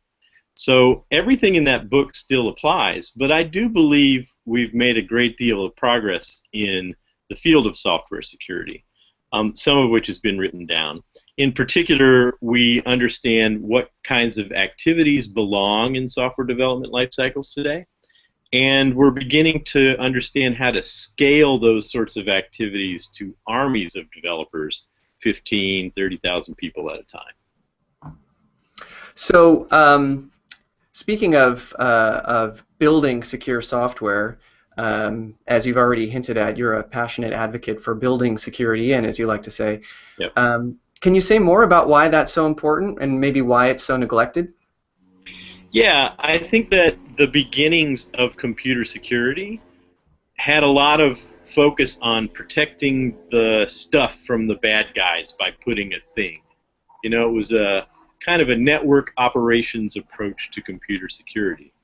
And the big insight was, well, you know, you're protecting broken stuff from the bad people by putting a thing, which we call a firewall to this day. why is this stuff broken? And people were all like, "Oh, wow, that's a good question." And then the obvious next question is, what do we do to make stuff less broken? So it's a paradigm that sort of came second in computer security, and as a result, you still see network security accounting for about 90% of computer security spend out there. It's about a $30 to $40 billion industry. But software security is growing at twice the rate and is now probably a $2 to $4 billion industry itself. And it's taking over, so it used to be we were nothing if you looked at the two hands of computer security, and now we're at least the pinky finger. So that's good, and growing fast. It seems like one of the things that I suppose is at least part of the reason for why software security is neglected is that it's hard to build software that's secure. That if you can ignore the software and just stick a box on your network, even if that doesn't work, you'd like to pretend that it works, and so that's what people do. Can you say a little bit about maybe why building security software is so hard? Yeah, I mean, the big issue is one of who's doing it. So the traditional computer security people in an organization are network security operations people, system administrators, and so on. So these people that have been tasked with defending networks are not really software people. And they install applications, and they like to call this field application security because they're trying to figure out what's wrong with these applications that ruin all their perfect network stuff. But the people who need to practice software security are developers and architects and system designers and really the business people who make these systems up from scratch. So we have a new audience of people to address. And those people are very much willing to learn about software security, but it's pretty new to them. We've been doing it for a decade or more, but there are lots and lots of developers out there, probably 8 million. I think we've touched about 250,000 of them so far, so we're 1/29th of the way there. So speaking of people being unaware of computer security, I'm thinking about computer security courses, courses that teach material like this course teaches, but they focus a lot on the hacks, like buffer overflows, SQL injection, cross-site scripting. Yeah. Maybe they teach about access control and crypto, and these topics touch on building secure software, right? We avoid buffer overflows, use crypto when you're on an unsecured network, and so on. So they illustrate weaknesses and present some mechanisms, but maybe they're missing important topics. What do you think that these courses need to be teaching so that developers are aware of what's going on? I think it's great that these courses are touching on security at all. And in fact, I think the key is to teach some of the stuff that you mentioned during normal development courses. Like if you're learning to program in C, you should be taught, by the way, watch out for buffer overflows, just because it's C. So there doesn't have to be a special set of courses, although that's great too. But we need to integrate software security throughout the entire curriculum. I think that's very, very important. I think the hardest thing that we don't know how to teach yet today that we're still working on is design. But we don't know how to teach software architects. Like, where do software architects come from? The answer is, it takes an army of a lot of experience, and one day, 15 years later, you turn around and you go, oh, wow, there's a bunch of people asking me what to do all the time. Let me put down this keyboard and pick up this whiteboard marker. And, you sort of never code again, and you became an architect. But architects have as much to do with software security as coders. So this notion of writing secure code is very, very important, and it's not to be ignored, but it really addresses about half of the problem. The other half of the problem has to do with design. And so when we focus on both secure design and security engineering from a design perspective, and secure coding and security engineering from a coding perspective, we'll have a much more robust approach to the problem. Okay, so let's maybe talk a little more about the software development lifecycle. So the traditional lifecycle has requirements engineering. What does the software need to do? Design, as you mentioned. How do we organize the software so that it does what we want? Then implementation. How do we actually implement it? And then finally, testing or assurance. How do we know that it actually does what we think it's supposed to do? Yep. And of course, these activities are often iterated throughout the development process and then even after deployment. So what I'm wondering is, well, where does security fit in terms of this traditional life cycle that people might know about but haven't been thinking about security, at least as yet? And, maybe not ironically, I'm going to give you the same answer as I gave you with the curriculum. Everywhere! Uh-huh. So my approach to software security and the SDLC, or SDLCs with an S, as the case may be, is to think about software artifacts that get produced no matter what your SDLC is. So you may be doing Agile, or you may be doing CMM Level 57, or you may be doing Scrum, or who knows, or just an iterated waterfall or a spiral model. It doesn't really matter. You do create these artifacts, and you should consider these artifacts from a security perspective. So if you're thinking about requirements or user stories in the Agile case, you need to think about abuse cases and anti-requirements. If you're thinking about design and architecture, you need to think about threat modeling and architectural risk analysis. If you're thinking about implementation, you need to think about choosing the language is really a key decision. So which language should you use, and then how do you look for and eradicate bugs using technologies like static analysis?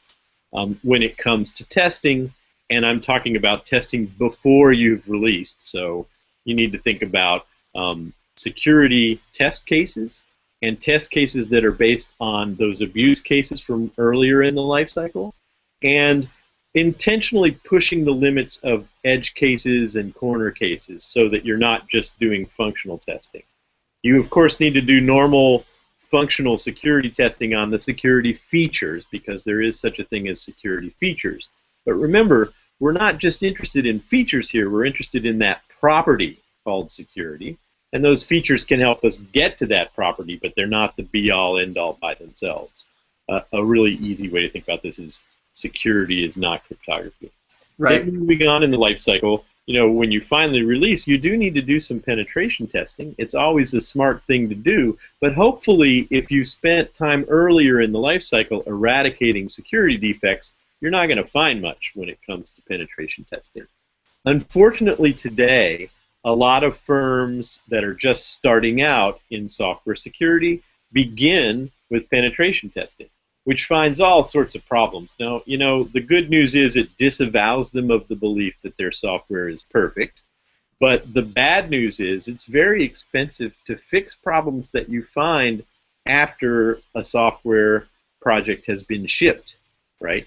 And so even with live update and all that stuff, it's still penetrate and patch is a very silly way to approach things economically.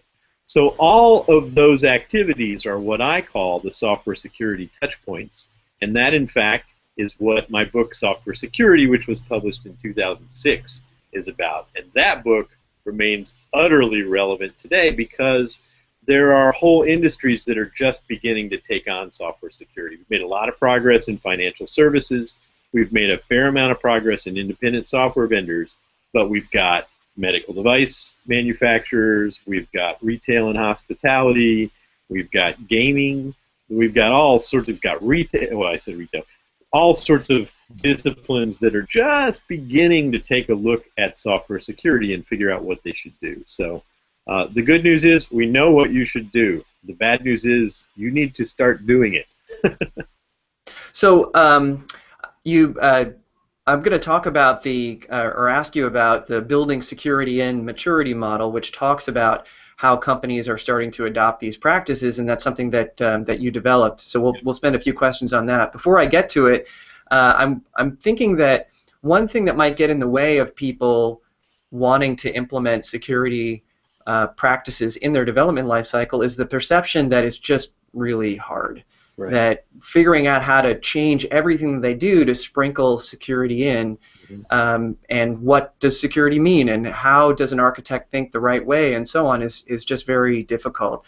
Is there a way that we can get those traditional security people, or we can create a new kind of security person who can help developers and architects and so on within an organization move toward better practices? Yeah, that's a really tough question. I think the answer is you do have to have people whose job is to focus on that and who really are developers. They're not working with developers, they are developers. And they're not just working with architects, they are architects. And so the real answer is to pervade this approach to software security to all software people.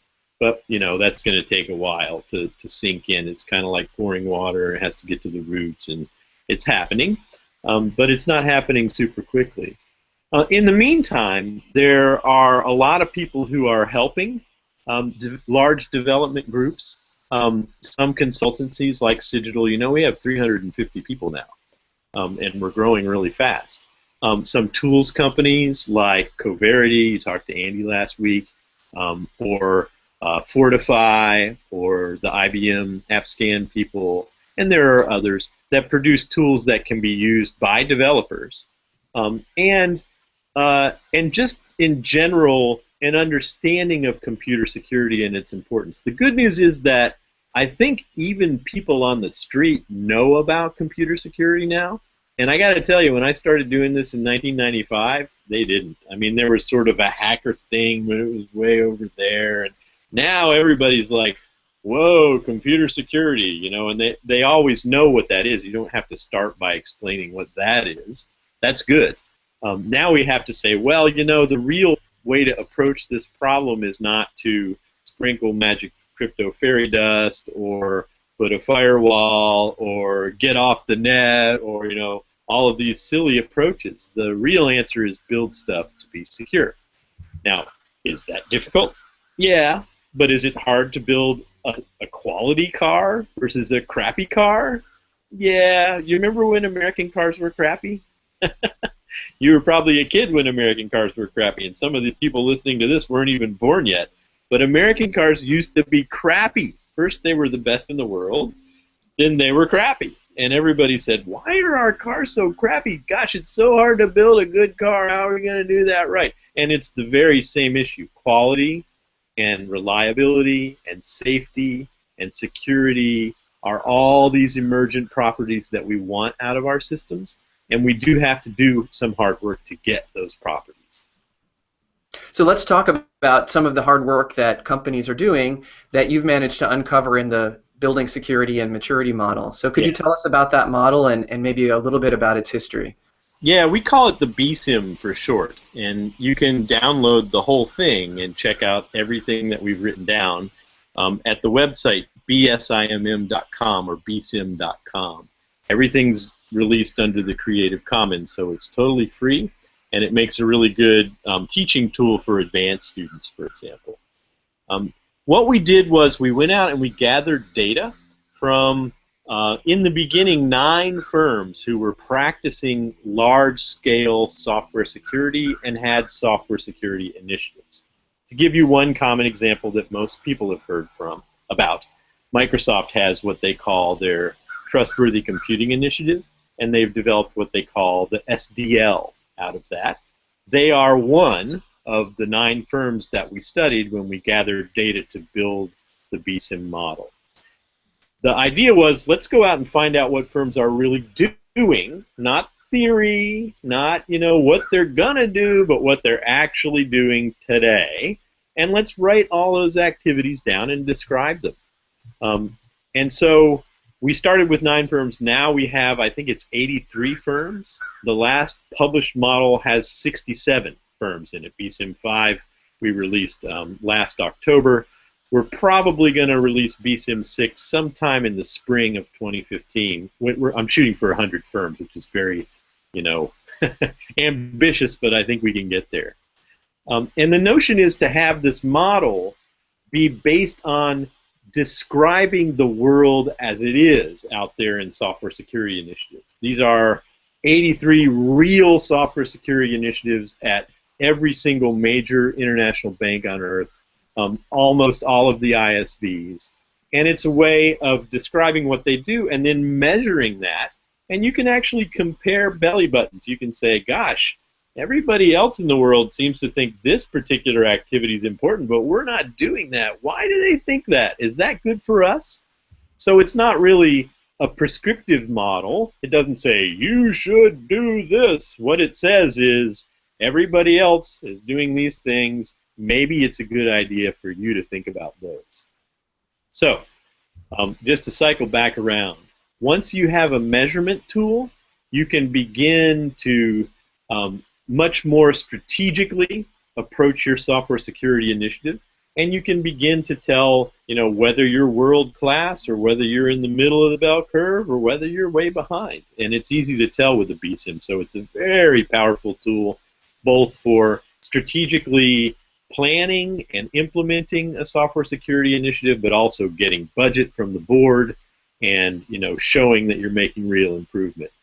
One of the challenges in security, I got to say this, is from a business perspective, if your job is to make good security stuff, then guess what the best result is? Nothing happens. And in business, you're like, wait a minute, let me get this straight. You spent $5 million and nothing happened, and next year you want to spend $6 million, but nothing happened, and you have to say, yeah, the reason that nothing happened. So it gets a little bit challenging, when it comes to security, but that's the way things go.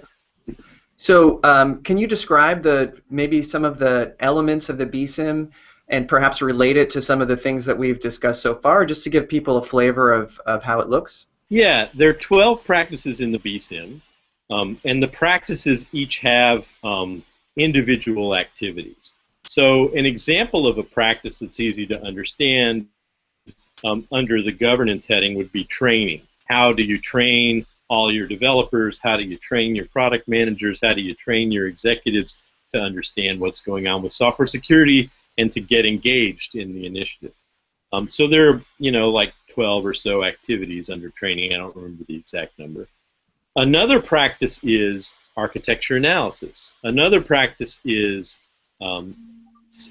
source code analysis. And another code review. And another practice is security testing. And so you can look at standard touch points as a practice area, and they all have particular activities inside of them. The activities themselves inside of the practices are divided into 3 levels. Really easy stuff is level 1, and lots of firms do the really easy stuff. Slightly harder stuff is level 2, often requires level 1 stuff to be done first, and then you can move on to level 2. And then level 3 is rocket science. And there are some firms that are doing rocket science stuff, but everybody doesn't have to do that. It's just good to know what everybody does. So you can think of the BSIM model as a Venn diagram of overlapping software security initiative shapes from different firms and the popularity of various activities, which really has been driven by the market and driven by these firms that really want to get this stuff done. Just to give you some sense of scale, in those 67 firms in BSIM 5, we actually are controlling or helping to impact the work of 267,000 developers. So that's a lot of developers, almost just more than 250,000 developers. It's not enough, but it's real. This is not, some little tiny science project or some theory. This is, really very impactful in the real world. Actually, that makes me wonder, since you've been working on BSIM for quite a while, this is the 5th iteration, and you're up to, I guess you're in your 6th iteration, but you had those 9 companies at the start and then 67 in the most recent. Yeah. Have you been able to chronicle the evolution of practice of those companies and maybe even attribute some of that to those companies having been in BSIM? Yeah, actually we have. And since the BSIM is a data-driven model entirely, we're very much concerned with making sure that the model describes the data and not the other way around. So remember, it was data first, model second. And that's always driven us. So whenever we take a new population of companies and add it to the data set, we revisit the model and make sure that it actually describes the data.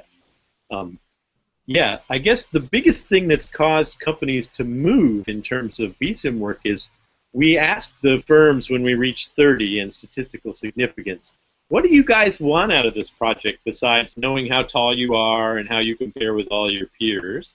And they said, ooh, we have peers. We want to meet those people. Can you, like, introduce us to those guys? And so we set up a conference, and we're getting ready to have our 5th conference in November of 2014. It's going to be in Monterey, California this time. And we're going to get together all of the member BSIM firms who can make it. And the conference is incredible. They give presentations. It's presentations from the firms themselves about what works and what doesn't work in terms of real activities, real tools, real scalability, what the problems are, how you get budget for this stuff, how you measure it, what you do when you have a crisis, and introducing these people together and helping to stimulate that conversation and keep it aimed in the right direction has been an incredibly powerful experience, and something that when we were building the BSIM as a scientist who was driven by data, I didn't even have that in mind. But because of that, there's lots of sharing and there's a real community that's developed around the BSIM. Is there any chance that some of those experiences, some of the data that these companies have gathered, could feed back into creating some evaluation? So, for example, you mentioned there are these 3 categories of recommendations, the easy stuff and the rocket science. Yeah. You could also imagine, these are both easy and highly effective as compared to some of these others, which would be great to have evidence, say, from these companies to make that assessment. You're right, and actually this notion of effectiveness is much trickier than you would think, because there are very few externalities, to put it in economic terms, that you can measure that allow you to determine security effectiveness. Right? You can always do a test of a particular project and look for vulnerabilities, but that's just a point. That's a data point. And when there's an event, that means there was a problem in that application or that software, but the real question is, what about the problems that got found earlier in the software lifecycle? Now, the real tricky bit is that all these companies, a lot of them actually know that, but they don't want to share those data. Microsoft does not want to tell you how many security bugs they find themselves and fix. They're just not interested in underscoring that their developers still need help writing perfect code. I mean, nobody wants to say that, and you can't blame any individual company for that approach. So the data do in fact exist, but nobody's sharing those data. Every time we've tried to approach the problem of efficiency and effectiveness, we've come up with stuff that's just not powerful enough to hold scientific water in our view. So in some sense, if you think about this from a pedagogical perspective and you think about this from a science perspective, we've had to retreat from a first-order measurement to a second-order measurement about process and about activities, and sort of work under the hypothesis that those activities jointly give you better security. But there's no direct measurement of security, so that's what we have to do. We're stuck with that. It's sort of a bummer for me. You know, I'm a code guy. I always used to argue with the process guys. I had so many arguments with the guys at the SEI before. Like Watts Humphrey and I had some colossal arguments back in the day. And I find myself, I guess, when I get older in my mid-40s, building a process model, it scares the bejesus out of me. But I think that ultimately that's the way you have to approach this problem, because we have no great way of measuring software or software security other than the BSIM. I think that from my own perspective, one thing that's nice about BSIM is that because you're making a good model abstracts what many things are doing and pulls out what the most important elements are. And it's hard work making a nice descriptive model that doesn't leave out important bits. Once you've done that and you've done it and it really represents what lots of companies do, then other people can start to study those practices. So maybe the companies are not going to give you the data, but those people can look at their BSIM model and then can look at how many security incidents they have, or use other studies. For example, within the companies could do them themselves, or academics could come in, and then they can start asking. You've created a way to frame the question so that Yeah. that future research can happen. I think that's right, and I think that there are companies that are doing those exercises already. I mean, everybody who has an existing software security initiative that's working well wants to make it more efficient and more effective. And so there are sort of lots of natural experiments going on among the top 20 BSIM firms just addressing that issue. And in fact, I get them to talk about them at the BSIM conference. So we are making some progress. But yeah, that's a real challenge. I mean, there's this issue too, Michael, and you guys in academia can help with this. So there are some vendors who are pretending that you can take a piece of code and stick it into the magic box, whoop, and the magic box will turn green if everything's all right, or go if there's a security problem. Well, either those people are really bad computer scientists, right, or they're charlatans, and neither answer is good. So either they're hucksters lying to us, or they don't know a damn thing about computer security. And so an understanding of theory, of what the halting problem is, of what levels algorithms take to do certain analyses, all of these things have to ground the field of software security. And if we let it just lift off like a sort of an ethereal balloon and become filled with baloney, then it's not going to be a very useful field. So it's important for us, when we're talking to students, to go, look, there is no magic box. Everybody wants a magic box, but we can't even build that from a theoretical perspective. So let's stop trying to pretend we can build a magic box or sell magic boxes. Let's get down to the hard work of actually building code that doesn't suck. And that's what we're doing with the BSIM. Fantastic. Let's see. So I guess to some sort of wrapping up questions. So one is, as you said at the beginning, I think we have made a lot of progress in making things more secure. I wonder if you have thoughts about things that are most important to do next. Maybe I can answer my own question with the answer you just gave, which is there is no magic bullet. But maybe there are things that, for example, the BSIM has revealed that are particularly underappreciated, Right. or are suggestive of something that's really a breakthrough on the horizon. Is there anything like that that comes to mind? The hardest problem that all of us have recognized who practice software security is one that I've already alluded to, and that is the problem of security architecture and security design. There's an overfocus in the field on what I like to call implementation bugs, as opposed to design flaws, which have a superclass called defect. And if you want to address all of software security, you have to address all defects, not just half of them. So some focus on design flaws and how to avoid design flaws is what we need.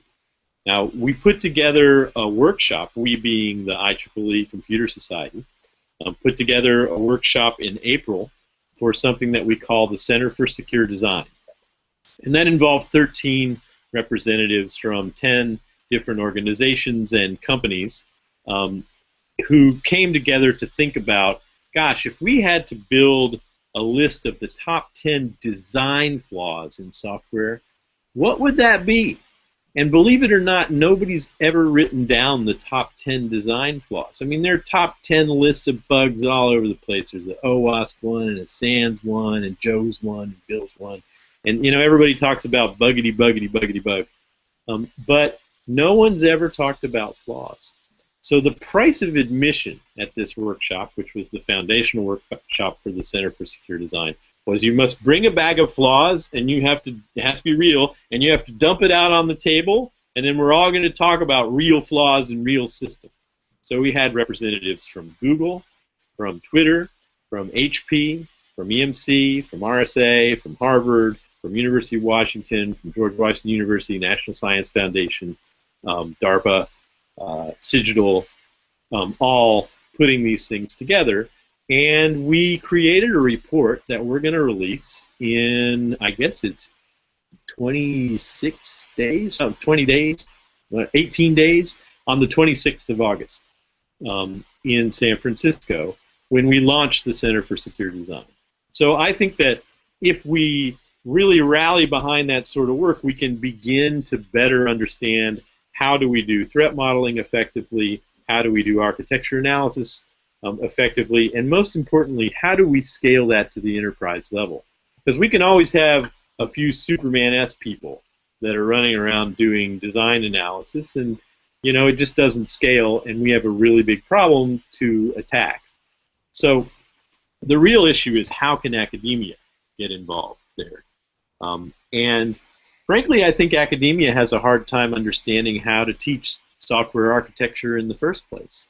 And so I think some pedagogical breakthroughs are required in order to address this design and architecture issue. And if you think about how architects of buildings get created out in the world and certified, maybe some analog makes sense. I'm not really sure, but it would be great to have you guys in academia working on that problem. So I think that over the next 10 years, we're going to shift from what I call the age of bugs, which is what we're in now, to the age of flaws. And so we've got our work cut out for us. There's plenty to do. By the way, anybody who's listening to this class, if you want to make sure that you have a job, pick software security as your field. You'll be paid. You'll be overpaid for your whole career. Silver lining. Yeah. So, in my final question. So, putting security aside for the moment, I understand that you're a musician and you play in a band in your spare time, however much spare time you might manage to get. I don't watch TV, so. So what do you play? What instrument do you play? What kind of music do you play? I play the violin, and I've played since I was 3 years old. I was a Suzuki method violinist when I was a kid. Played in Carnegie Hall twice, when I was 10 and when I was 16, and played with a bunch of symphonies. Then in college, I started learning to improvise and doing improvisational stuff. And then after grad school, I started writing music with friends. I have 2 bands. One is called The Bitter Liberals, and we're actually releasing our second CD on Saturday in Berryville. Come on down, Michael. We need an audience. It's all original music that's kind of Americana. It goes across a lot of different genres. But it's all music that we wrote ourselves and we recorded at a professional studio. And so we're going to release that. If you are interested in the music, you can go to thebitterliberals.com, and it's all there. The music's actually up now for free. The other band is called Where's Aubrey. Where's Aubrey is a collaboration with another college friend of mine who lives in New Hampshire. And he and I have been writing for years, and whenever we play a concert, we'll always take the money and give it all to charity. So we play big concerts, and then we'll give a couple $1,000 to a charity of choice. Because we all have real jobs. But music is an important part of my life, and I think that, you can see the background here. You can hear the stuff that I work on every day is technical. But having a well-rounded life also means, putting yourself in a comfortable place where you can get lots of work done and having some art in your life as well. And so I think all those things add up to what is a good, high-quality, well-rounded life, and I would encourage everybody who's a deep geek to get some art in your life as well. Yeah, I mean, it didn't occur to me until after I became a computer scientist, but I like to play music too, and I realized that what we've been talking about, like secure design, writing code, these are creative activities. You are making something. You are thinking about how to make it and make it well, and it's tickling your creativity in ways aside from writing code will only make you a better coder, and I suspect good coders can be really amazing musicians, maybe much different musicians than if they weren't coders. I think that's right. When I went to grad school, I went to study with Doug Hofstadter, who wrote that amazing book, Gödel, Escher, Bach, which everybody should read if you haven't read it. And it's about the intersection of high-end computer science theory, hardcore math and Gödel's incompleteness theorem, art and self-reference in Escher, and music and self-reference in Bach, and what it means to be a conscious entity. So even the most tricky problems in philosophy and in what it means to be a human involve computation in really important ways. All right. Well, Gary, I want to thank you profusely for taking the time. I've been really enjoyed chatting with you, and thanks for sharing your wisdom with our viewers. It's my pleasure, Michael. Thanks. All right.